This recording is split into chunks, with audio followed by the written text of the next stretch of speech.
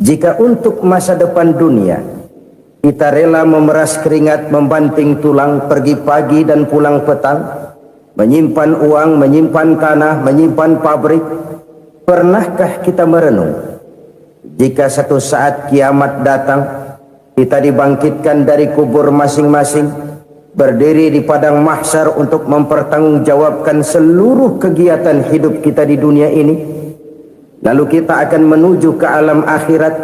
Sudahkah kita mempunyai simpanan untuk akhirat kita? Pada pertemuan kali ini saya ingin menyampaikan sebuah hadis di mana Rasulullah sallallahu alaihi wasallam bersabda, arba'un min kanzil jannah. Simpanan sorga ada 4 macam. Yang pertama, ikhfa'us sadaqah, menyembunyikan sedekah. Saudara-saudara kaum muslimin, sebagaimana yang kita maklum bahwa Allah Subhanahu wa taala melebihkan sebagian rezeki dari kita terhadap yang lain. Ada yang kaya, ada yang setengah kaya, ada yang miskin, ada yang setengah miskin, dan selanjutnya. Ada yang gajinya kecil tapi penghasilannya gede. Ada yang penghasilannya gede tapi nggak punya gaji. Ada juga yang memang gajinya gede dan penghasilannya gede. Kelebihan rezeki merupakan sunnatullah dan tidak harus membuat kita merasa lebih dari yang lain. Bahkan sebaliknya, kelebihan itu harus membuat kita ringan tangan untuk menolong mereka yang memang memerlukan pertolongan. Kalau saudara diberikan ilmu, maka pertanyaan akhirat cuma satu: ilmumu kau amalkan untuk apa? Kalau saudara diberikan umur yang panjang, pengadilan akhirat juga bertanya satu: umurmu kau habiskan di mana?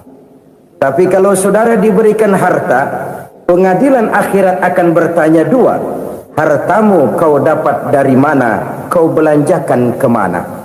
Dari mananya ditanya dan kemananya juga ditanya. Oleh karena kita akan dimintakan pertanggungan jawab, maka amanah yang bernama harta ini harus kita gunakan dengan sebaik-baiknya. Ada penggunaan yang merupakan kewajiban, itu zakat namanya. Ada penggunaan yang sewaktu-waktu, itu infak namanya. Ada yang lebih sewaktu-waktu lagi, dan itu sedekah namanya. Zakat dia terikat oleh haul dan nisab, oleh putaran batas waktu dan ukuran dari harta itu sendiri. Sedangkan infak terikat oleh situasi dan kondisi perekonomian seseorang. Sedangkan sedekah tidak terikat dengan apapun. Dalam kondisi seperti apapun kita bisa melakukan sedekah dengan yang terkecil sekalipun. Sampai-sampai Rasulullah sallallahu alaihi wasallam mengajarkan, la tahqiranna minal ma'rufi syai'an walau an talqa akhaka biwajhin talik. Atau ada hadis, tabassumuka fi wajhi akhika laka shadaqah. Senyumanmu kepada temanmu adalah sedekah. Jadi untuk melakukan sedekah tidak harus dalam berbentuk uang. Dengan ilmu kita bisa sedekah, dengan tenaga kita bisa bersedekah, dengan pikiran kita bisa bersedekah, bahkan senyum kepada teman itu pun sedekah. Jadi kalau sedekah dengan uang memang belum punya uang, nyengir aja banyakin. Itu asal pada tempatnya, jangan lalu ketemu tiang listrik cengengesan. Tentu tidak pada tempatnya dan tidak wajar. Nah, sedekah yang paling dicintai Allah adalah sedekah yang disembunyikan. Artinya jauh dari sifat riya. Kan kadang-kadang ada orang sedekah itu disebutkan namanya. Apa tidak bagus? Kalau memang niatnya ikhlas, ya bagus-bagus saja. Untuk memberikan sugesti kepada yang lain. Di Fulan bin Fulan nyumbang sekian, diumumkan. Boleh kalau niatnya untuk memberikan rangsangan kepada yang lain supaya dia menyumbang lebih besar dari orang tadi. Tapi kalau itu mendatangkan riya, maka sedekah yang paling dicintai Allah adalah sedekah yang disembunyikan. Tangan kiri saja tidak tahu apa yang diberikan oleh tangan kanan.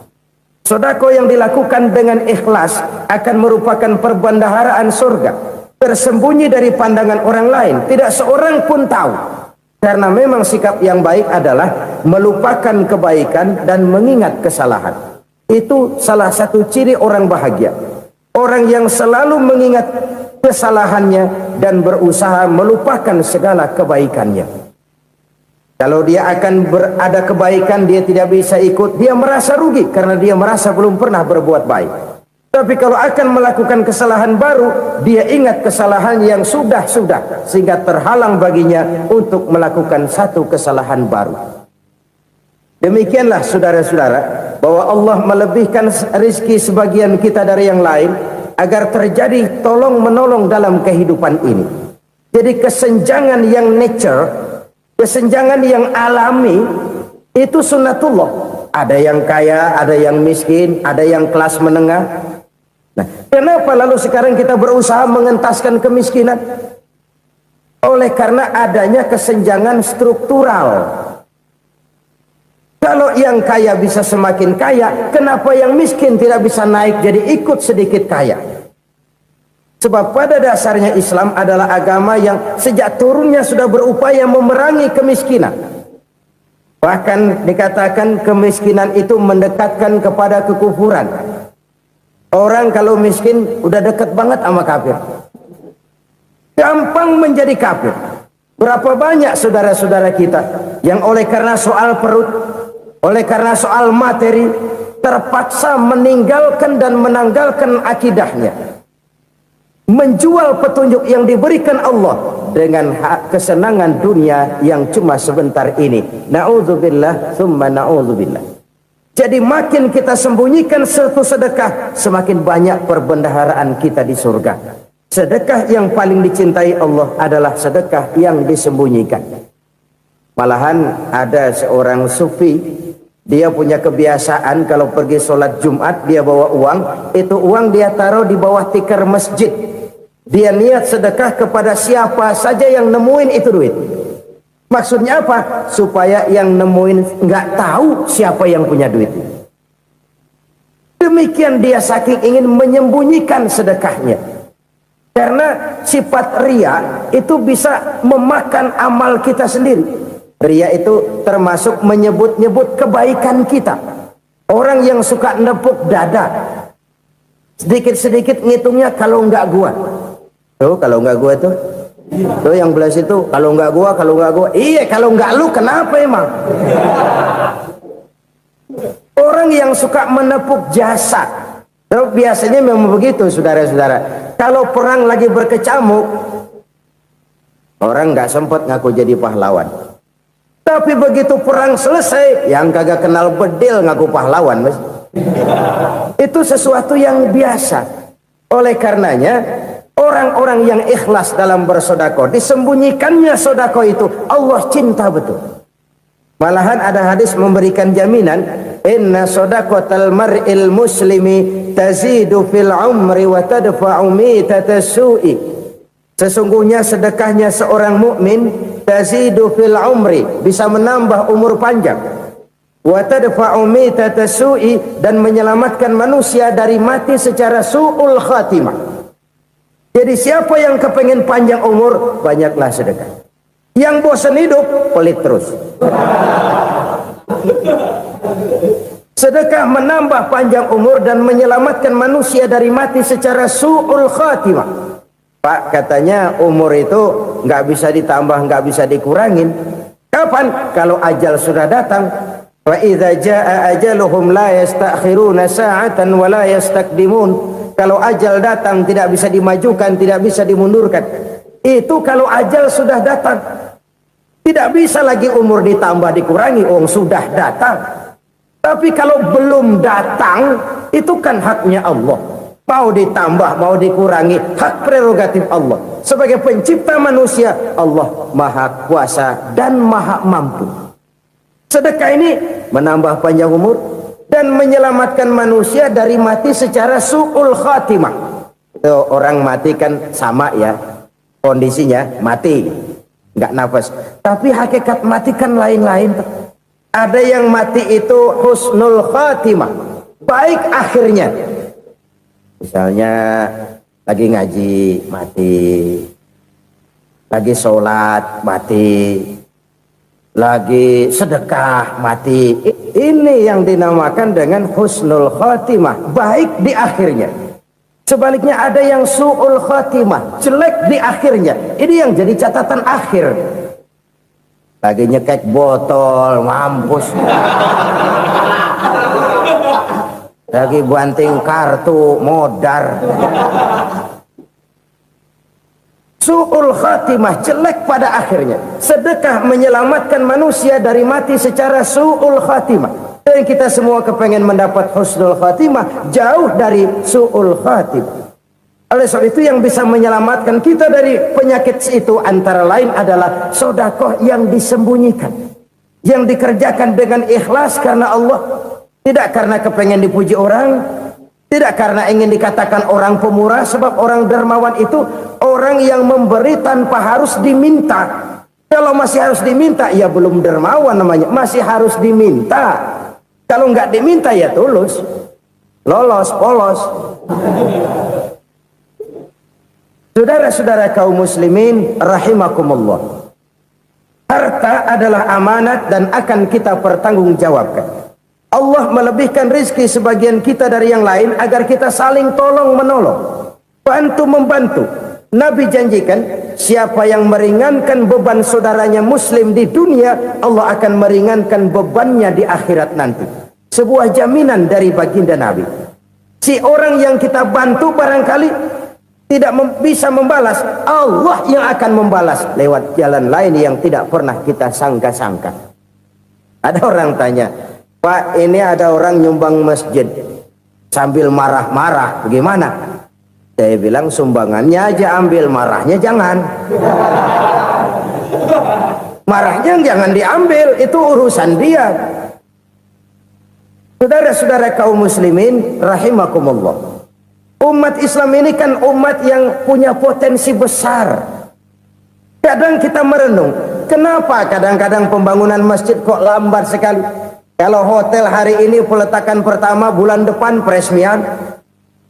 Supermarket hari ini peletakan batu pertama, minggu depan peresmian. Tapi kalau sudah yang namanya masjid, kadang-kadang peletakan batu pertama sekaligus jadi batu terakhir. 3 tahun, 4 tahun, campur nebar jalak di jalanan, duit dijaring kayak ikan sepat. Apa tidak ada orang Islam yang kaya? Banyak. Apa tidak ada pengusaha muslim yang jadi konglomerat? Ada. Lalu yang belum banyak itu yang komit terhadap nilai-nilai agamanya. Akhirnya kita jatuh jadi umat yang lemah. Belum ada pengusaha konglomerat muslim buka pabrik supermi cap beduk misalnya umpamanya atau pabrik kecap cap sorban supaya identitas keislamannya sedikit kelihatan. Kita jatuh jadi umat yang lemah karena potensi tidak terinventarisir dengan baik. Kita ini ibarat kompor yang cuma matengin nasi orang lain. Potensi kita dimanfaatkan oleh orang lain. Ukhuwah Islamiyah kita baru terbatas kepada silaturahmi.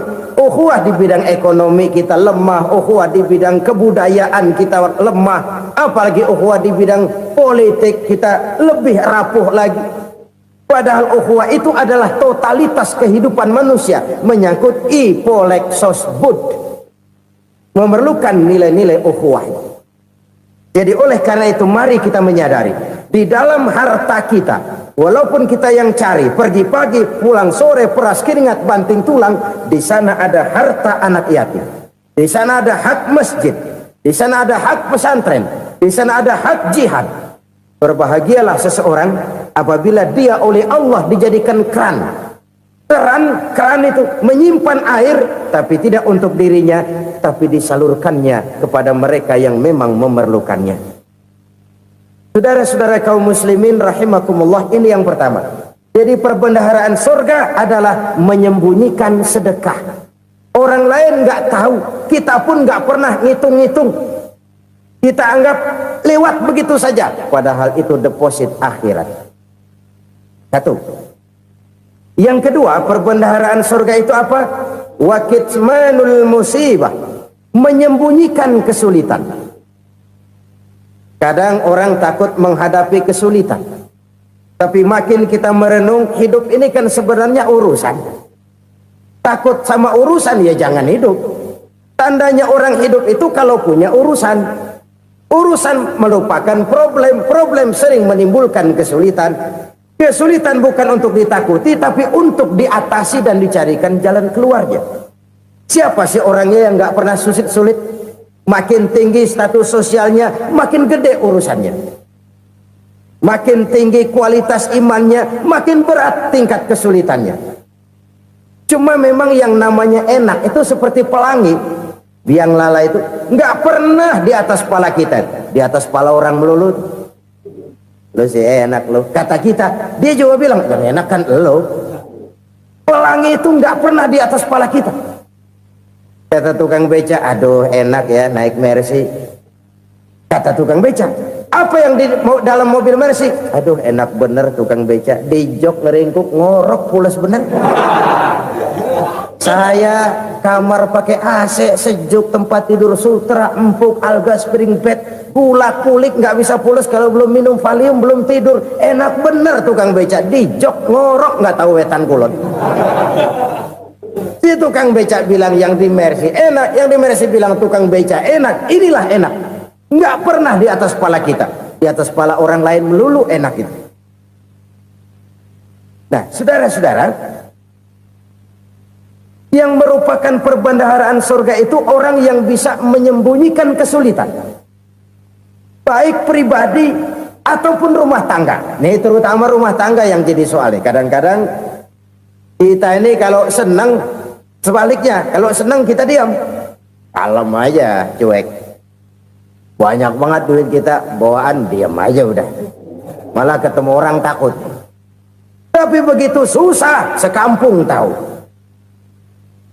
Padahal Nabi mengajarkan perbendaharaan surga itu menyembunyikan musibah, menyembunyikan kesulitan. Kalau enak, cerita sama orang-orang. Kalau nggak enak, rasain sendiri, tekan sendiri, atasin sendiri. Kita kan sebaliknya. Senang kita diam, asal lagi susah, paling tidak kita nyari teman buat cerita kesusahan. Siapa orangnya yang nggak pernah susah? Cuma soalnya bagaimana kita mengatasi kesusahan itu sendiri. Begitu juga misalnya kalau orang sudah berumah tangga, itu orang tuanya harus menjadi tempat dia cerita yang enak-enak saja. Yang nggak enak rasain berdua, selesaikan berdua, atasin berdua. Jangan dibalik. Asal senang diam, giliran susah saja. Maknya laporan. Terbalik. Bisa menjaga security informasi. Maka nama bayam keluar diam, malah seluitan. Enak amat lo makan daging ayam. Security informasi. Saudara-saudara kaum muslimin rahimakumullah, ujian yang terberat itu yang pernah diberikan kepada para nabi, para rasul, para aulia, para ulama. Makin tinggi keimanan, makin berat bentuk kesulitan. Ayo saya kemukakan satu contoh saja. Ada seorang nabi yang kaya, nabi kaya, namanya Nabi Ayub. Iblis kalau orang begini kan keki, ibadahnya rajin, kaya. Yang kayak begini susah digodain. Kalau ibadahnya rajin, miskin, kali bisa disogok. Sini imannya mantap, ibadahnya rajin, kaya, nabi lagi. Oh, tapi namanya iblis, nggak kurang akal. Laporan, Tuhan, kenapa les? Ya ini bahasa saya, bahasa Qurannya sih nggak gitu. Itu hambamu yang namanya Ayub, dia rajin ibadah cuma karena dikasih kaya aja. Coba kasih miskin dia, berhenti dia sembahyang. Ah, kamu bisa aja.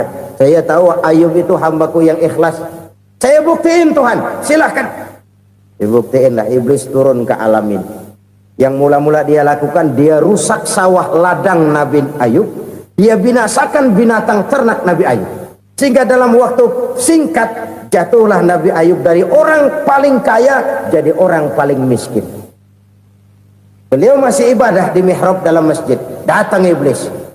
Saudara Ayub, ya, lagi ngapain? Ibadah. Nyembah Allah, nyembah Allah. Oh, percuma. Kenapa? Tuhan yang ente sembah nih, dia udah bikin miskin ente. Sawah ladang ente hancur lebur, binatang ternak binasa. Sekarang ente jadi orang paling miskin. Ngapain nyembah Tuhan kayak begitu? Tekor. Udah berhenti dah ibadah, berhenti ibadah. Ini iblis sama Tuhan laporannya lain, yang dikerjakan kepada Nabi Ayub juga lain. Benar begitu iblis, kata Nabi Ayub. Iya, sawah ladang saya habis, buras. Binatang ternak saya binasa, binasa. Saya miskin, bangpak. Apa jawab Nabi Ayub? Bukan innalillahi, ya, ini hebat. Alhamdulillahillazi a'tani wa akhza minni. Segala puji bagi Allah yang telah memberikan harta kepada saya dan sekarang mengambilnya lagi. Alhamdulillah. Allah yang ngasih, Allah yang ambil. Itu mah urusan Allah. Iblis cuman ibadah jalan terus, sujud lagi Nabi Ayub. Iblis seleher gondok banget. Dasar Nabi nggak mempan dia apa-apain. Miskin malah alhamdulillah. Allah yang ngasih, Allah yang ambil. Jadi kalau kita tidak komit, kita tidak terikat kepada kaya, miskin, senang, susah, apa yang bisa bikin kita susah? Jadikan kekayaan, kemiskinan, jadikan senang, susah sebagai anak buah yang bisa kita atur. Jangan kekayaan ngatur kita, jangan kemiskinan ngatur kita. Kita yang harus mengatur mereka. Senang, susah, kaya, miskin, bahagia, sengsara, jadikan itu anak buah yang bisa kita atur. Kalau sekarang kita kaya, lain saat boleh jadi kita miskin, semiskin-miskinnya. Allah yang ngasih, Allah yang ambil. Tenaga mana yang bisa menghalangi? Ibadah jalan terus. Iblis makin gondok. Dasar Nabi loh. Akhirnya apa? Nabi Ayub dikerjain, diberikan penyakit. Demikian fatal penyakitnya. Bayangin, udah miskin sakit. Masya Allah. Miskin sakit. Sakitnya nggak lama, kira-kira 16 tahun. Istrinya 3, 2 mental minta ceraiin. Ngerawatin laki bengek begini. Senang belum tentu, susah udah pasti nih. Cerai aja, cerai dah. Cerai. Tinggal satu Siti Rahmah yang setia menemani beliau. Sesetia-setianya hati perempuan. Satu saat Siti Rahmah bilang, "Bang, iya, abang kan Nabi, Bang. Lalu, namanya Nabi kan doanya jarang meleset, Bang. Maksud kamu minta kenapa sih sama Tuhan biar abang sembuh, baik dah, Bang?" Siti Rahmah, iya. Saya sakit berapa tahun sih dah? 16 tahun, Bang. Sebelum ini saya sehat berapa tahun? Ya kira-kira 60 tahun, Bang. Nah, coba ente banding-bandingin, Rahmah. Saya dikasih sehat 60 tahun, dikasih sakit 16 tahun. Sudah nggak sabar mau doa kepada Allah minta sembuh. Saya malu kepada Allah. Diuji dengan yang luar biasa seperti ini, tidak mengganggu stabilitas kehambaannya. Dia tetap menghamba kepada Allah Subhanahu wa ta'ala. Saudara-saudara kaum muslimin rahimakumullah, kunci menghadapi kesulitan itu apa? Allah jelaskan dalam satu ayat, wa basyiris sabirin alladzina iza asabathum musibah qalu inna lillahi wa inna ilaihi raji'un. Gembirakan orang-orang yang sabar. Siapa mereka itu? Yang apabila mendapat musibah mereka kembali kepada keyakinan dasar, segalanya dari Allah dan segalanya akan kembali kepada Allah. Ini konsepsi dasar dari sikap muslim dalam menghadapi berbagai kesulitan.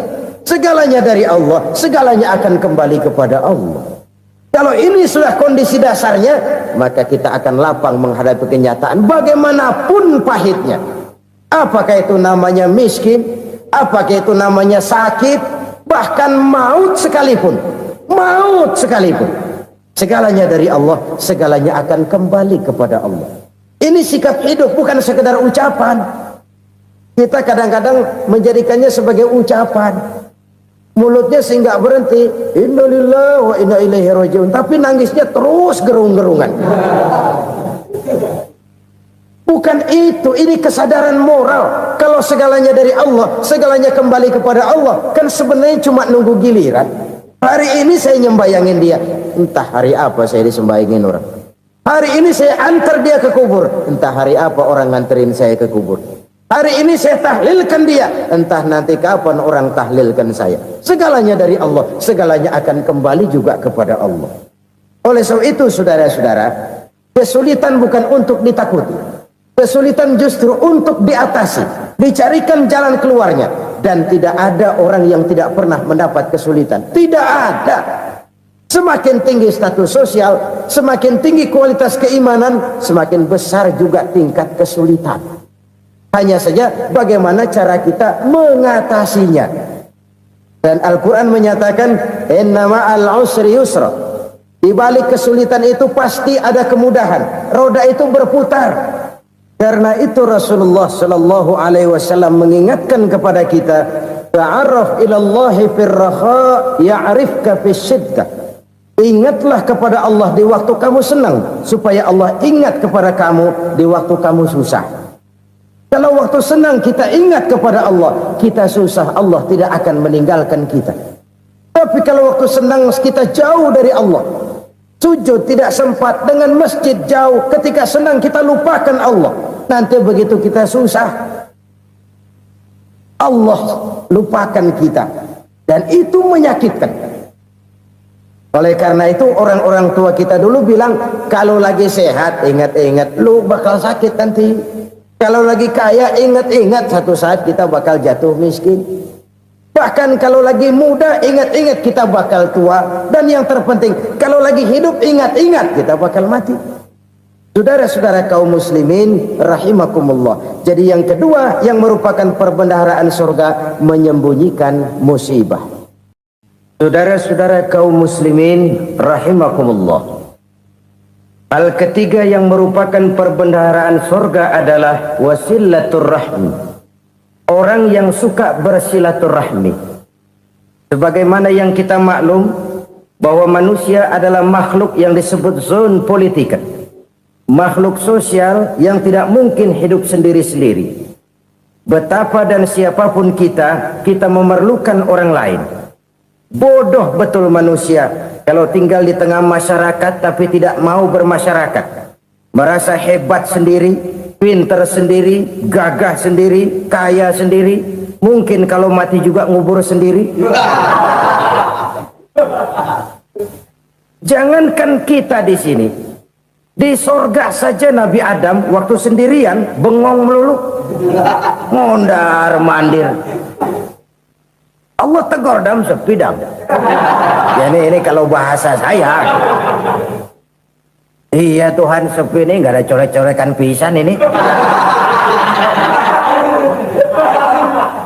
Diciptakan Siti Hawa baru anteng Nabi Adam. Itu di sorga. Cobalah. Umpamanya saudara tinggal di Jakarta nih. Kayak bener. Apaan aja di Jakarta punya saudara dah. Jembatan Semanggi ambil. Monas, Buntel bawa pulang. Hotel-hotel ambil semua. Cuman tinggal di Jakarta sendirian, apa enaknya?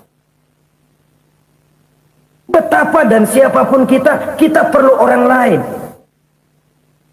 Tidak ada seorang pun yang bisa memenuhi kebutuhan hidupnya secara sendiri-sendiri. Nah, Islam telah menyelamatkan manusia dari ras diskriminasi. Mengikat manusia dengan persaudaraan yang berlandaskan kepada akidah. Karena itu dianjurkan bersilaturahmi. Bahkan Nabi menyatakan, man arada ayyubsata lahu fi rizqihi wa yunsa'a fi atharihi falyasil rahimah. Siapa yang kepengen diluaskan rezekinya dan dipanjangkan usianya, banyaklah ia bersilaturahmi. Siapa yang kepengen dimudahkan rezekinya, hendaknya ia banyak bersilaturahmi. Kalau banyak teman, kesulitan kan paling tidak ada tempat cerita. Udah susah, sendirian kita pikirin diri, nggak ada tempat tukar pikiran. Cepet banget sama bengek. Dilawan sendiri. Nah, secara makro kita bisa berkata, tidak mungkin ada kemenangan kalau tidak ada kekuatan. Tidak ada kekuatan kalau tidak ada kesatuan dan persatuan. Tidak mungkin ada kesatuan dan persatuan tanpa semangat silaturahmi. Kalau umat Islam mau menang, dia harus kuat. Kalau umat Islam mau kuat, dia harus bersatu. Kalau umat Islam mau bersatu, dia harus membudayakan silaturahmi ini. Bahkan sampai-sampai kata Nabi, kalau bisa cari nilai tambah. Apa? Silman qata'ak. Bersilaturahmilah kau kepada orang yang marah denganmu. Masya Allah, indahnya ajaran agama kita. Orang yang marah pun kepada kita, kata Nabi, kalau bisa bersilaturahmilah kepadanya, kepada orang yang marah itu. Di situ nilai tambah. Cuman jujur nih hadis, ngucapinnya gampang, ngamalinnya yang berat banget. Orang marah sama kita, kita disuruh silaturahmi. Ada apa malu? Lu marah, ada gua marahan lagi. Gue pikirin. Saudara-saudara kaum muslimin rahimakumullah. Tapi ini yang diajarkan, bahkan ini yang dicontohkan oleh baginda Rasul. Bagaimana begitu mudah, misalnya satu saat Abu Jahal ini ngatur strategi bagaimana bikin Muhammad celaka. Dia gali lubang di depan tempat tidurnya. Dia tutupin daun korma. Terus dia panggil seseorang, ke sini. Kasih tahu Muhammad, pamannya sakit keras, minta ditengokin. Berangkat orang ini ke sana. Muhammad, labbaik. Pamanmu sakit keras, dia minta ditengokin. Baik, saya akan datang menjenguk beliau. Berangkatlah Nabi ke rumah Abu Jahal tanpa prasangka apapun. Abu Jahal udah pasang setil, selimut 3 rangkap setengah dipakai, persis kayak orang meriang. Tapi sembari ngintip dari balik selimut. Begitu Muhammad buka pintu, nah masuk perangkap nih. Muhammad jalan menuju tempat pembaringan. Makin lama makin dekat, makin lama makin dekat, makin dekat ke lubang yang dipasang oleh Abu Jahal itu. Dalam hati Abu Jahal, terus dah jatuh, mampus dah lo ini. Mampus lo hari ini nih. Apa yang terjadi? Malaikat Jibril datang. Muhammad, pamanmu cuma pura-pura sakit. Di depan tempat tidurnya ada lubang perangkap supaya kamu jatuh ke situ. Sudah, kamu pulang. Balik kanan Nabi. Sudah hampir jatuh ke lubang, balik kanan, pulang. Bayangin kecewanya Abu Jahal. Muhammad dikit lagi, Muhammad dikit lagi. Enggak paman, saya pulang aja. Emosi bangun dari tempat tidur, enggak sadar kalau lagi pura-pura sakit. Lompat ngejar Nabi, dia lupa dengan lubang yang dia gali. Serak, nyemplung sendiri ke dalam lubang.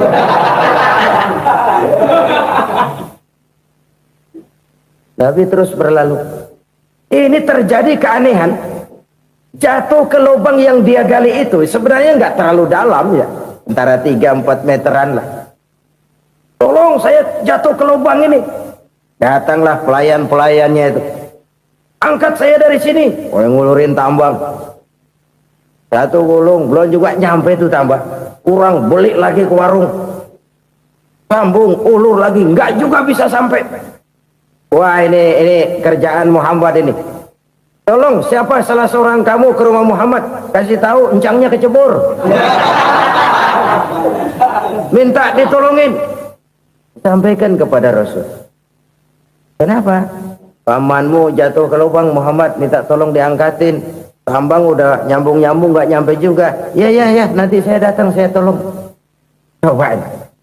Nyata-nyata orang berniat jahat mau mencelakakan dia. Datang dia menolong. Ini yang disebut air tuba dibalas air susu ya ini. Bukan sebaliknya.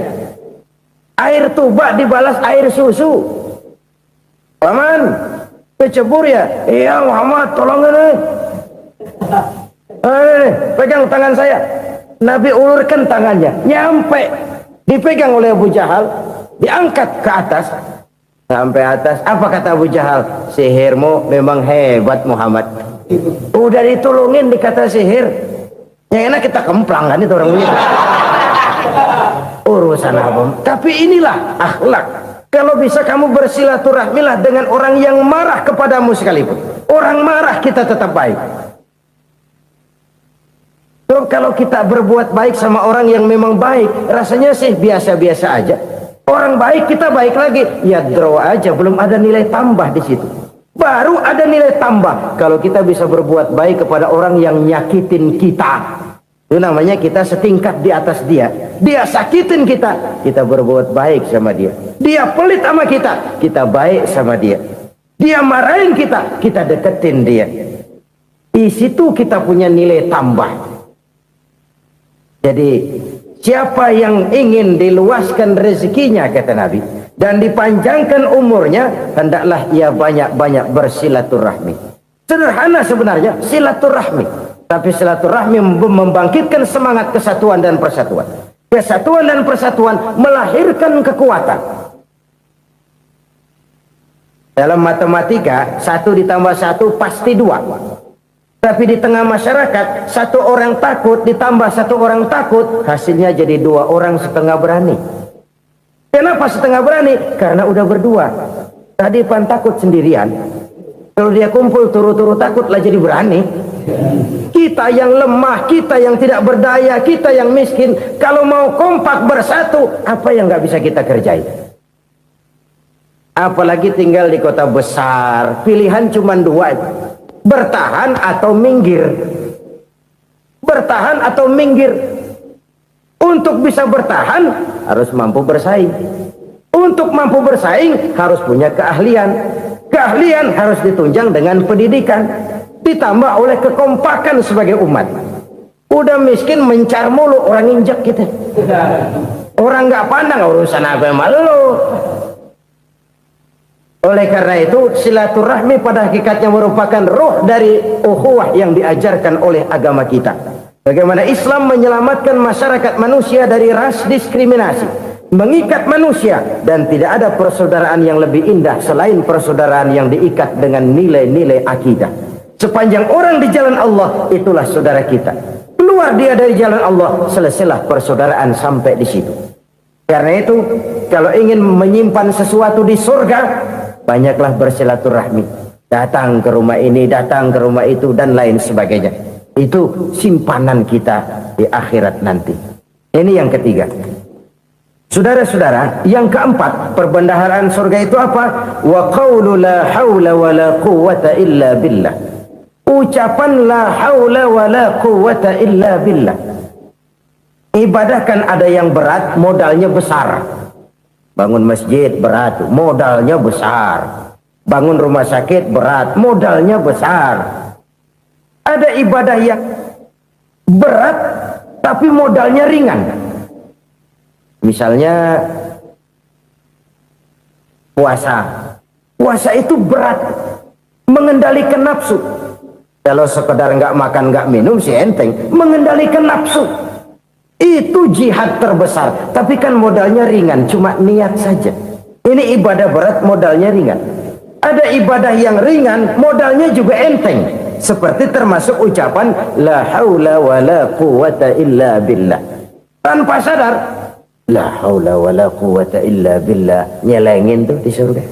Nyelengin, kita nggak terasa nyelengin simpenan akhirat. La haula wa la quwwata illa billah, nyimpan lagi. Kaget, la haula wa la quwwata illa billah, nyimpan lagi. Banyak simpenan. Walaupun sebenarnya yang dimaksud di sini adalah kesadaran batin bahwa tidak ada daya dan kekuatan kecuali Allah. Itu intinya. Kita memulai pekerjaan disunahkan baca bismillah, kan begitu? Apa itu? Kesadaran moral bahwa ini saya bisa kerjakan. Saya kerjakan ini dengan menyebut nama Allah. Kenapa? Kalau Allah tidak memberikan daya dan kekuatan, mana mampu saya kerjakan ini. Maka saya kerjakan ini dengan menyebut nama Allah. Bismillah. Kesadaran moral. Manusia hanya wajib berusaha, tapi nggak pernah wajib berhasil. Banyak hal-hal yang kalau kita renungkan secara rasio nggak mungkin Tapi jadi kenyataan, la haula wala quwata illa billah. Tidak ada daya dan kekuatan kecuali bagi Allah semata-mata. Kesadaran moral akan kelemahan dan keterbatasan makhluk bernama manusia. Kadang kita kagum dengan otak, tapi kita sering lupa sama yang bikin otak. Padahal bagaimanapun hebatnya otak, yang bikin otak pasti lebih hebat dari otak. Nggak percaya, silahkan otak-otakan. Inilah kecenderungan. Kita kagum dengan pesawat-pesawat mutakhir, bukan main besi gede banget terbang itu. Alangkah hebatnya. Lalu apa yang bikin otak tidak lebih hebat dari itu semua? Kita puji laut. Apa yang bikin laut tidak lebih hebat dari laut itu? La haula wala quwata illa billah. Tidak ada daya dan kekuatan kecuali Allah. Apa yang bisa kita lakukan kalau tidak karena daya dan kemampuan yang diberikan oleh Allah kepada kita? Lahirlah sikap tawadu, rendah hati, tidak melonjak menjadi angkuh dan sombong, sadar akan kelemahan dan keterbatasan diri sebagai makhluk yang diciptakan oleh Allah Subhanahu wa taala. Jadi satu sisi ini ucapan yang berpahala, la haula, jadi wiridan. Pada sisi lain ini kesadaran moral, sikap mental, kesadaran batin bahwa yang punya daya dan kekuatan itu cuma Allah. Kita nggak pantas untuk sombong, sebab sombong itu pakaiannya Allah. Kita nggak sedang pakai pakaian Allah, kegedean. Dan makin kita renungi, makin terbentur. Apa sih yang bisa kita sombongin? Kita mau sombong apa? Kaya, pintar, itu kan semua relatif. Di atas langit masih ada langit lagi. Jadi oleh karenanya, marilah kita menyadari, manusia hanya wajib berusaha, tapi tidak pernah wajib berhasil. Yang berusaha saja tidak wajib berhasil, apalagi yang tidak berusaha. Islam bukan agama orang pemalas yang selesai sholat lalu endelohom, nggelenggem ayem-ayem. Tapi Islam bukan agama orang sombong yang setelah berusaha lalu tidak memerlukan Allah. Kita bisa saja bikin proyeksi, tahun sekian kita bakal panen besar menurut perhitungan otak. Tapi ada kejadian lain. Apa? Tikus ngambek. Habis itu dimakanin tikus, panen gagal. Proyeksi rasional gagal oleh tikus-tikus yang ngambek itu. Bisa saja terjadi. Tahun depan kita panen besar, urung. Kenapa? Musim panas panjang. Dan sekarang ini koran-koran bikin berita musim mengalami penyelewengan. Bukan cuma manusia yang nyeleweng sekarang. Musim pakai nyeleweng. Mestinya kan musim hujan udah selesai, masih hujan-hujan juga. Musim. Nah sekarang kita boleh bikin proyeksi, kita bakal panen besar. Tahu-tahu musim panas panjang, sawah retak, air kering. Cari teknokrat yang paling botak, suruh pendekin tuh musim panas. La haula wala quwata illa billah. Inilah kesadaran moral. Saudara, saya teringat satu saat ada seorang konglomerat. Umurnya ya kira-kira 70-an. Suatu saat dia ditanya oleh wartawan, "Pak, umur Bapak berapa sih?" "Ya paling 10 tahun." 10 tahun? 10 tahun? Anak Bapak berapa orang? Satu. Satu saja? Satu. Harta Bapak berapa? Ya paling-paling bangsa 7 juta kali. 7 juta? Iya. Pak, kenapa Bapak bohongi saya? Bapak punya buku biografi. Koran-koran, majalah-majalah banyak memuat cerita riwayat hidup Bapak. Saya tahu umur Bapak 70. Kenapa bilang cuma 7 tahun? Saya tahu anak Bapak 8. Kenapa cuma bilang 1? Saya tahu harta Bapak miliaran, mungkin triliunan. Pabrik di mana-mana, bank di mana-mana. Kenapa bilang uang Bapak cuma 7 juta? Nah, kata si konglomerat tadi, kamu benar nak, kamu benar. Umur saya kalau jumlahnya memang 70 nak. Cuman ingat-ingat saya, baru 7 tahun terakhir ini saya sujud. Baru 7 tahun terakhir ini saya berusaha dekat dengan Allah. Saya laksanakan perintahnya, saya jauhi larangannya. 7 tahun inilah rasanya yang ada nilainya di hadapan Allah. Yang 63 tahun matong, kelabu, kelem umur gue. Habis untuk maksiat, untuk munkarat. Maka ketika ditanya tadi, umur saya 7 tahun itu. Oh begitu Pak. Oh iya. Lalu anak Pak, anak Bapak kan 8. Kenapa bilang cuma 1? Nah, kalau jumlah hitungannya memang anak saya 8. Tapi dari 8 orang ini rasanya cuma 1 nih yang bakal jadi buah hati, belahan jantung, pelanjut cerita, penerus sejarah, bakal jadi anak soleh yang akan mendoakan saya. Cuma 1 rasanya anak saya ini yang bakal jadi buah hati saya, besar-besaran saya, yang akan mendoakan di kubur saya, yang akan mendoakan di akhirat saya. Yang 7 orang mana? Masya Allah, yang satu tenggeng, yang satu nyekek botol mulu, yang satu nggak karu-karuan. Makanya saya bilang 1 anak saya yang akan bisa mendoakan saya. Oh begitu Pak. Iya. Nah harta Pak, harta Bapak kan triliunan, pabrik Bapak di mana-mana, uang Bapak hampir di tiap bank-bank besar. Kenapa bilang cuma 7 juta? Betul kau nak. Harta saya kalau jumlahnya memang miliaran, triliunan mungkin. Tapi yang saya ingat baru 7 juta tuh yang saya belanjakan di jalan Allah. Saya nyumbang masjid, saya santuni yatim piatu, saya bantu pembangunan pesantren, saya bantu pembangunan rumah sakit Islam. Itu yang akan saya bawa pulang ke akhirat, yang 7 juta itu. Yang triliunan itu nanti akan diperebutkan oleh anak-anak saya sebagai waris saya.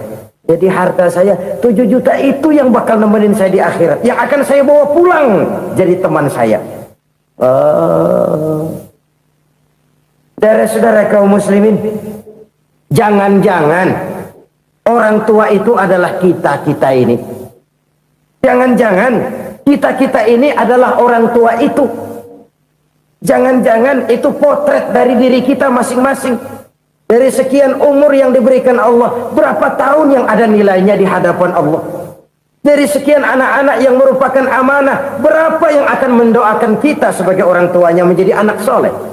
Dari sekian banyak harta yang diberikan Allah, berapa yang akan kita bawa pulang menghadapnya nanti, yang kita belanjakan di jalan Allah? Ini sebuah potret kehidupan. Karena itu kita kembali kepada la haula wa la quwwata illa billah. Kita wajib berusaha, kita wajib berikhtiar. Selebihnya segala daya dan kekuatan hanya milik Allah saja semata-mata. Satu kesadaran batin dari setiap pribadi muslim.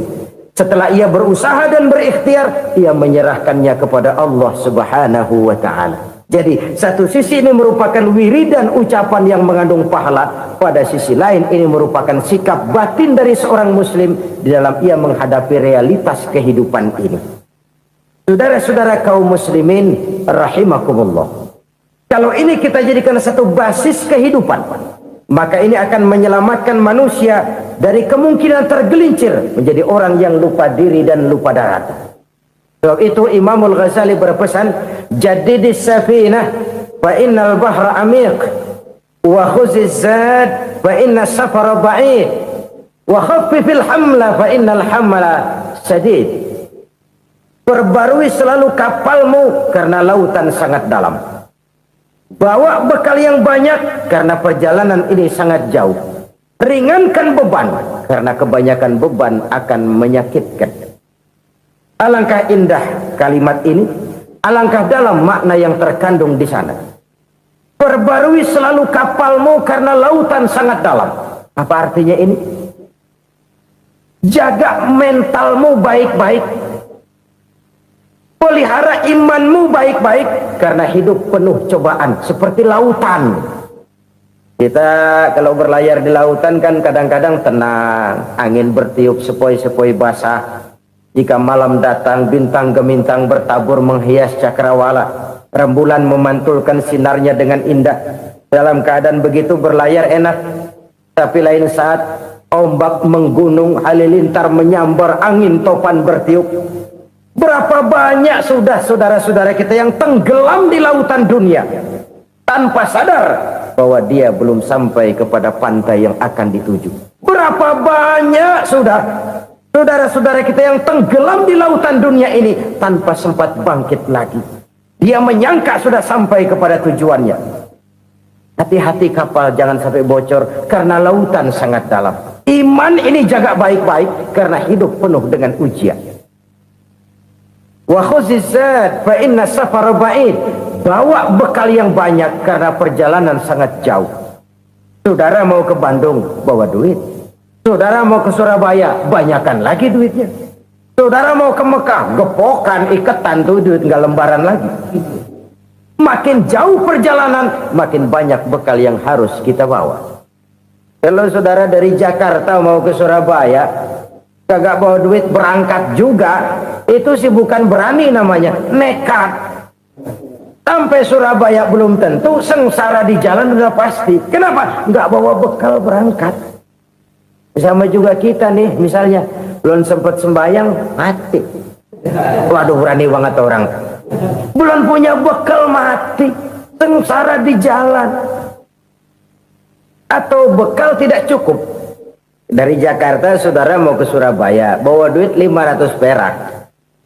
Paling jauh Cikampek nyampenya itu. Paling jauh itu. Antara jauhnya perjalanan dengan bekal yang saudara bawa tidak seimbang. Hidup ini perjalanan panjang, a walking tour.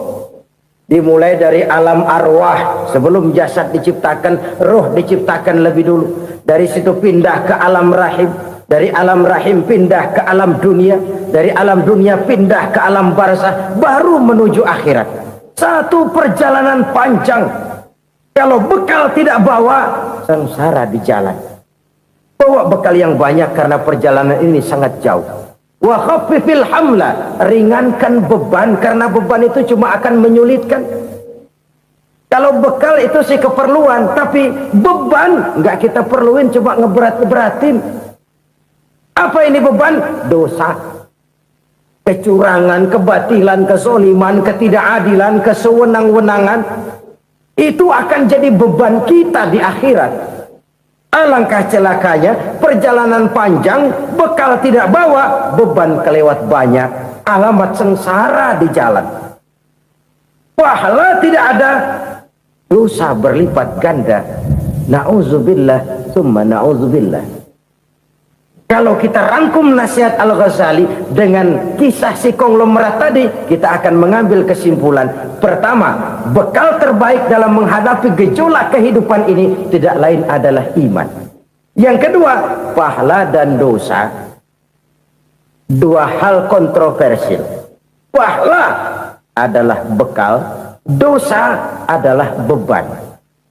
Tapi kita sekarang kan tidak begitu terangsang kepada yang abstrak. Orang berlomba mencari yang konkret-konkret saja, yang real. Kalau memang dosa, benjol dong, kira-kira begitu. Kira-kira begitu. Persis orang Yahudi dulu. Orang Yahudi itu kan pernah minta kepada Nabi Musa, Ya Musa, lan nu'mina laka hatta narallaha jahrah. Musa, kami nggak bakal mau beriman kepada Allah kalau belum kami lihat Allah ada nongkrong di depan kami. Kalau memang Tuhan ada, taruh dong di depan kami. Mau yang konkret-konkret saja.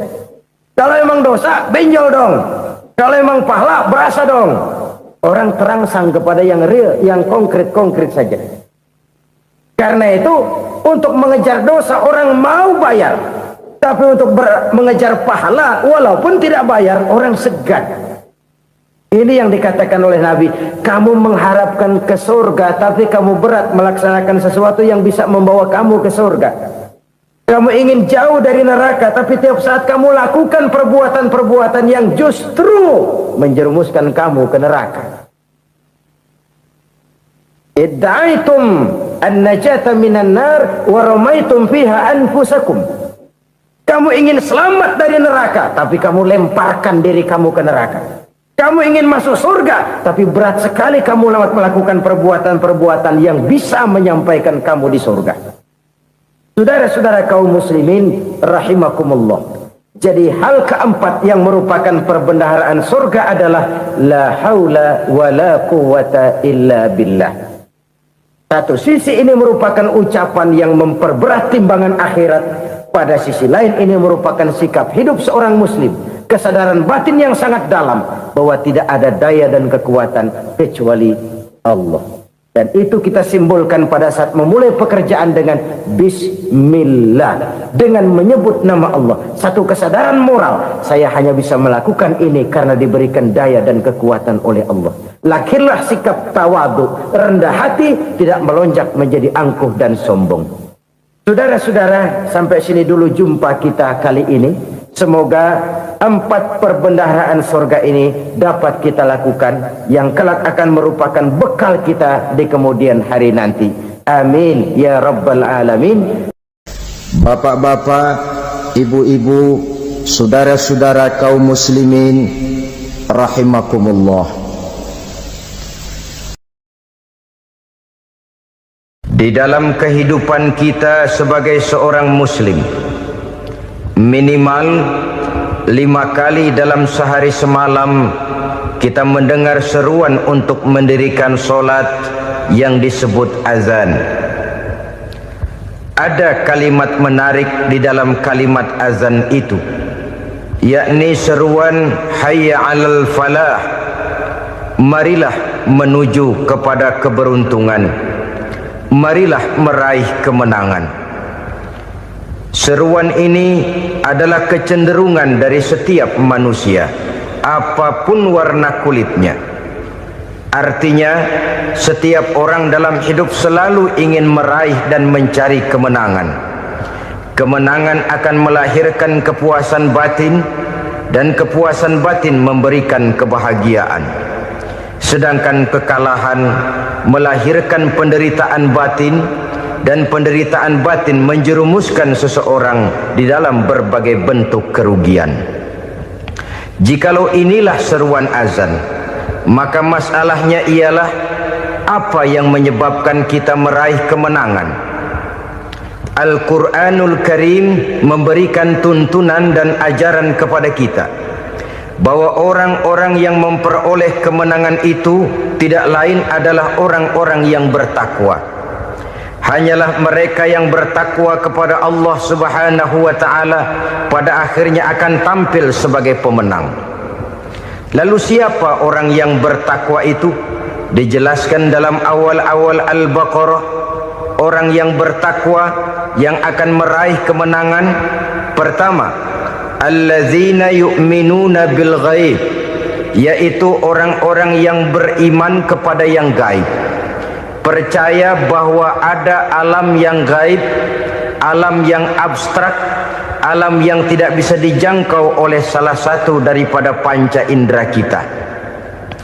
Mereka percaya dan beriman kepada adanya malaikat, beriman kepada adanya iblis dan jin, beriman kepada adanya alam kubur, beriman kepada adanya alam mahsyar, beriman kepada adanya alam akhirat, beriman kepada adanya surga dan neraka. Beriman bukan cuma sekedar beriman dalam ucapan bibir saja, tetapi beriman yang nilai iman itu mampu mewarnai gerak dan gaya hidupnya. Iman yang meresap sampai ke tulang sumsum, kemudian memberikan dampak positif di dalam kehidupan manusia. Alam, kita tahu, adalah sesuatu yang selain Allah, dan Allah bukanlah alam. Apapun namanya selain daripada Allah, itu adalah alam. Alam pada hakikatnya terbagi menjadi 2. Ada alam syahadah, alam nyata, alam konkret, alam yang bisa dijangkau oleh salah satu indera kita. Kemudian ada alam ghaib, alam yang tidak bisa dijangkau oleh panca indera kita, alam metafisika, alam abstrak, alam yang wajib kita imani keberadaannya. Kita percaya bahwa malaikat itu ada, kita percaya kepada jin, bahwa jin itu ada, kita percaya kepada adanya iblis dan setan. Bukan percaya kepada iblis dan setannya, percaya bahwa iblis dan setan itu ada. Itu termasuk salah satu daripada sifat orang yang bertakwa kepada Allah. Saudara-saudara kaum muslimin rahimakumullah, kecenderungan pembangunan yang lebih bersifat materialistis biasanya menggeser aspek kehidupan rohani. Orang berpikir empirik, dan dalam pola pikir yang demikian maka alam gaib tidak lagi mendapat perhatian. Aspek kehidupan yang bersifat rohaniah malah mulai ditinggalkan. Akibatnya terjadilah kepincangan di dalam kehidupan kita. Pernah ada satu pengalaman pribadi dalam perjalanan kembali ke tanah air. Dalam pesawat di sebelah kanan saya duduklah seorang Jerman namanya Heiner Simonsen. Iseng saya ajak kenalan, saya ajak ngobrol, saya tanya dia. Saya bilang, Mas Heiner ini, kalau pesawat yang kita tumpangi ini jatuh ke bawah, kira-kira apa yang bakal terjadi, Mas? Dia bilang, kita semua akan mati. Begitu? Iya. Oke. Apa itu mati? Tanya saya. Dia bilang, untuk tahu apa itu mati, kita harus tahu lebih dahulu apa itu hidup. Saya pikir nih bule bisa ngomong juga. Baiklah kata saya. Apa hidup menurut Anda itu? Oh, hidup itu dia bilang, kalau seluruh anggota badan kita bekerja secara normal, paru-paru memompa darah secara normal, jantung berdetak secara normal, sel-sel tubuh bekerja secara fit, dan organisme tubuh hanya mau bekerja secara normal, dia bilang, kalau kita memberi makan yang cukup, menu yang teratur, dan gizi yang lengkap. Saya bilang, kesimpulannya apa, Ner? Dia jawab, hidup adalah dari tangan ke mulut. Life is from the hand to the mouth, kata dia. Hidup adalah dari tangan ke mulut. Jadi masalah hidup tidak lebih daripada masalah isi perut. Orang pergi pagi, pulang sore, peras keringat, banting tulang, perut yang dibelain. Saya bilang, you are wrong. Sampean salah, Ner. Kamu orang Islam bukan? Bukan. Pantas. Kenapa saya salah? Dia bilang, ya jelas salah. Salahnya di mana? Kamu ini manusia. Kalau hidup cuma dari tangan ke mulut, saya bilang, kambing di kampung saya juga begitu pikirannya, Ner. Itu kambing di kampung saya, asal perutnya kenyang, sudah hidup dia. Perkara besok bagaimana, lusa prospeknya macam mana, bulan depan ada apa, kambing nggak pernah mikir. Di kampung saya kambing juga pikirannya begitu. Kamu Kristen ya? Tadinya. Loh kok tadinya, lalu apa sekarang kamu ini? Dia bilang, sekarang saya netral. Saya tidak beragama, tapi saya percaya kepada Tuhan sebagai pencipta alam. Saya ingat benar dia bilang, I haven't any religious, but I believe to God as the creator of the world. Kenapa bisa netral begitu, Ner? Habis saya bingung katanya. Islam bilang Islam baik, Kristen bilang Kristen baik, Hindu Buddha bilang Hindu Buddha baik, semua agama baik. Saya netral sekalian, nggak beragama. Yang penting saya percaya kepada Tuhan. Saya bilang, Ner, kamu ini kayak orang mau beli celana. Lalu bingung, yang satu bilang Levi's bagus, yang satu bilang Blue Jean hebat, yang satu bilang Wool England hebat. Celana ini hebat, celana itu bagus, celana ini hebat. Semua celana bagus, kamu bingung. Akhirnya netral, tidak pakai celana. Itu juga salah. Saya pikir-pikir, kemudian saya melihat bahwa dua pola berpikir Heiner ini nampaknya sudah mulai menggejala di lingkungan masyarakat bangsa kita. Disadari atau tidak, secara jujur kita harus berkata, dua pola pemikiran Heiner ini mulai berkembang di tengah masyarakat bangsa kita. Pertama, pola pikir materialisme. Hidup adalah dari tangan ke mulut. Masalah hidup tidak lebih masalah isi perut. Itu yang perlu dibela, dan disitulah arti kehidupan. Pergi pagi pulang sore, peras keringat banting tulang untuk mempertahankan perut. Kalau sudah kemari cara orang berpikir, maka buat apa percaya kepada yang gaib? Untuk apa sholat? Untuk apa puasa? Untuk apa zakat? Untuk apa menghadiri majelis taklim? Tanpa kepercayaan kepada yang gaib, hidup berjalan menurut alur empiris dan materialis. Kalau sudah ke sana cara orang berpikir, biasanya orang lalu cenderung menghalalkan segala cara. Hanyalah orang yang percaya bahwa akhirat ada, hanyalah orang yang percaya bahwa alam kubur itu ada, hanyalah orang yang percaya bahwa malaikat itu ada, hidupnya akan lebih terarah dan terkendali. Karena kepercayaan kepada yang gaib, yang merupakan fase daripada kehidupan setelah hidup yang sekarang ini, mewarnai gerak pribadi seseorang di dalam dia melakukan kegiatan hidupnya. Pola berpikir materialisme, disadari atau tidak, mulai menggejala di lingkungan masyarakat bangsa kita. Hidup tidak lebih dari urusan tangan ke mulut, mulut ke tangan, tangan ke mulut. Asal perut sudah kenyang, hiduplah sudah. Perkara bagaimana prospek hari yang akan datang, bagaimana akhirat, tidak jadi persoalan. Ini yang oleh Nabi diperingatkan, ad-dunya sijnul mu'min wa jannatul kafir. Dunia adalah penjara bagi orang beriman dan surga bagi orang kafir. Dulu di zaman Belanda hadis ini pernah disalah tafsirkan, disalah artikan, digunakan sebagai senjata untuk mengkebiri dan membuat impoten umat Islam. Sudahlah umat Islam gak usah macam-macam, kata Belanda. Dunia ini kan penjara buat orang Islam, surga buat orang kafir. Di penjara jangan bertingkah.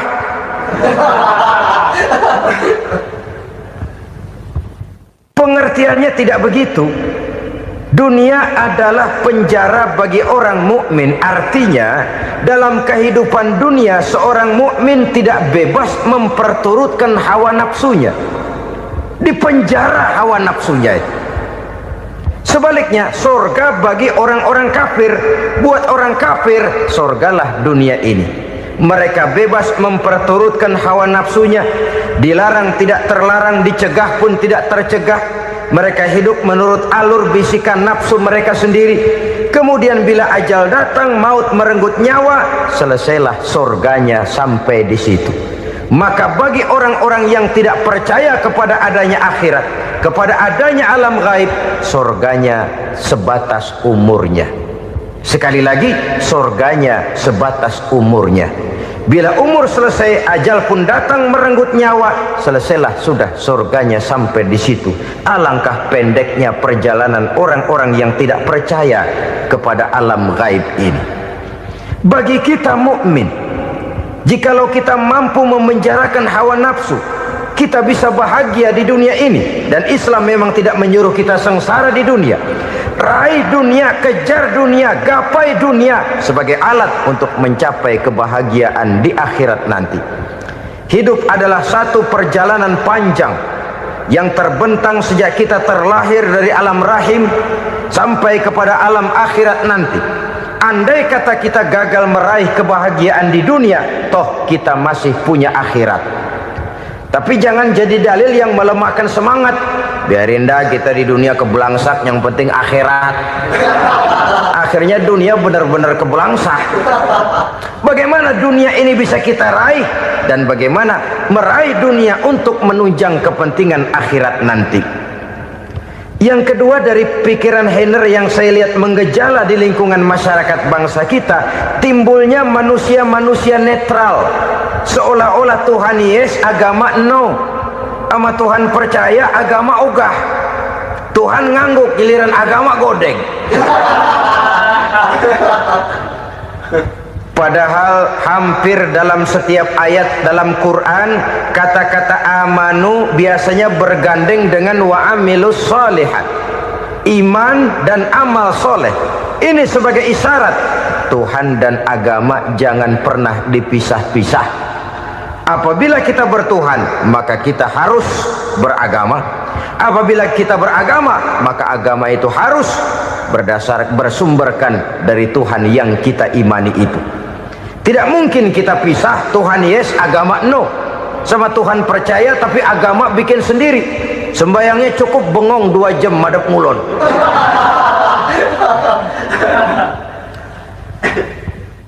Saudara-saudara kaum muslimin rahimakumullah. Jadi dengan demikian, agama yang kita akui merupakan unsur mutlak di dalam pembangunan sekarang ini, merupakan bagian dari kehidupan yang menuntun kita bahwa di balik alam nyata ini, di balik alam syahadah ini ada alam gaib.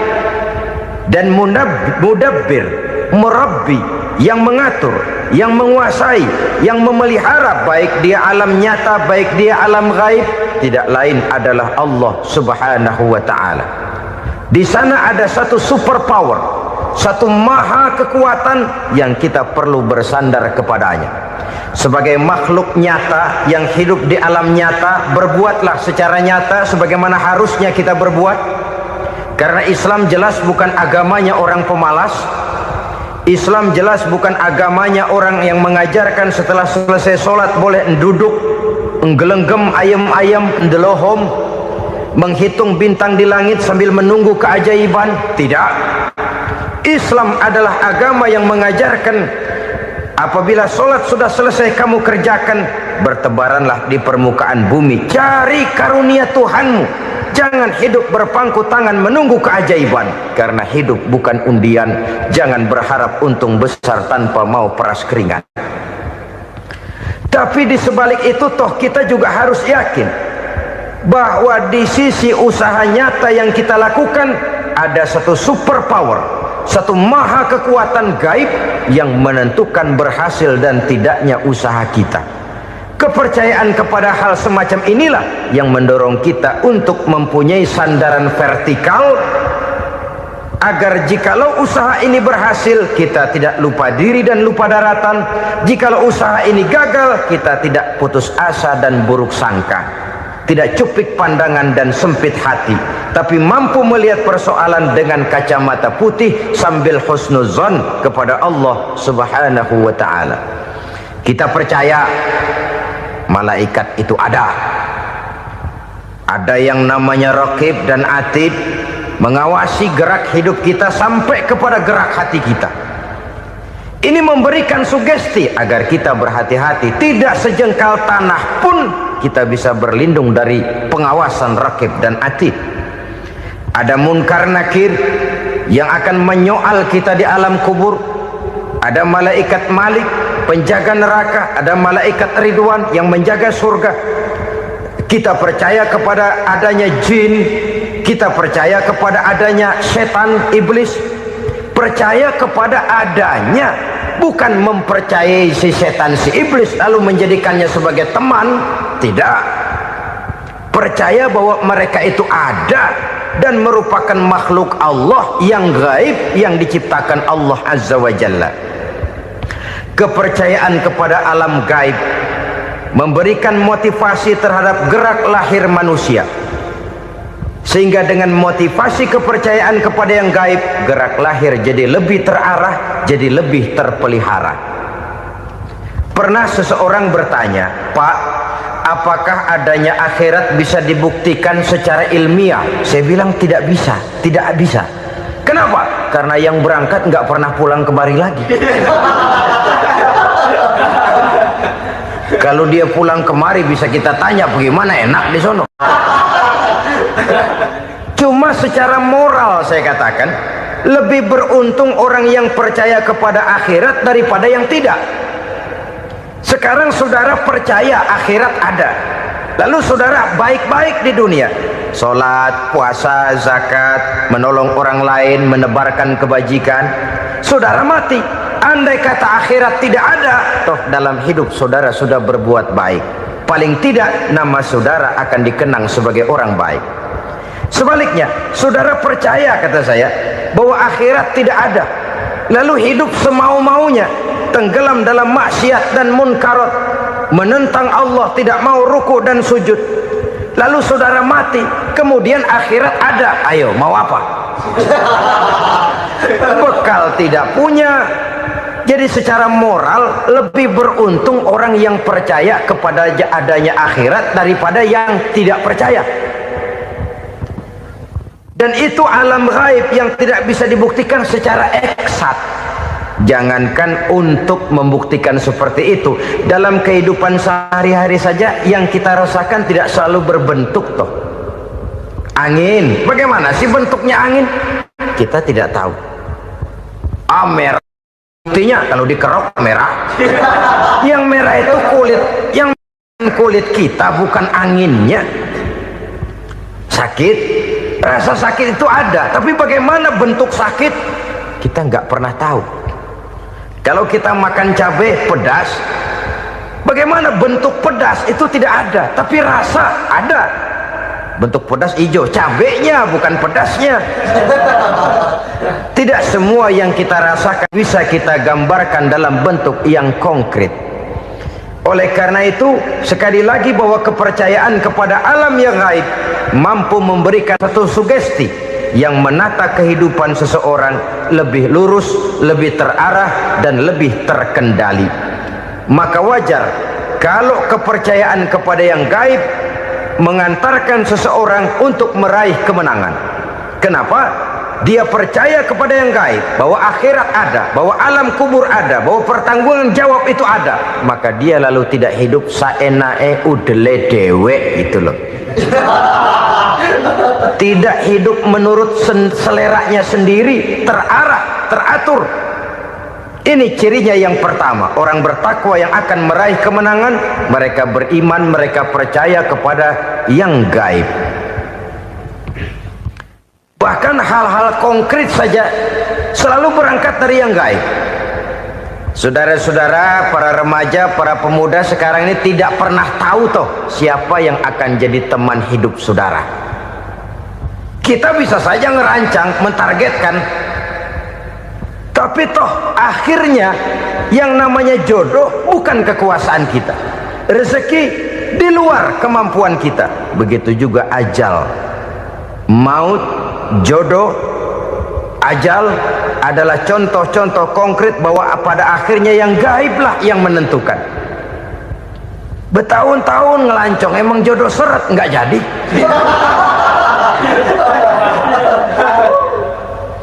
Begitu kenal baru setengah malam nginep ditangkap hansip kan. Hal-hal semacam itu kadang-kadang kita berpikir suuzon, gilet, perempuannya cakep banget, lakinya rebek amat. Memang begitulah jodohnya. Memang begitulah jodohnya. Saudara hadirin ma'asyiral muslimin yang saya hormati, jadi hal-hal yang konkret saja kita yakini sepenuhnya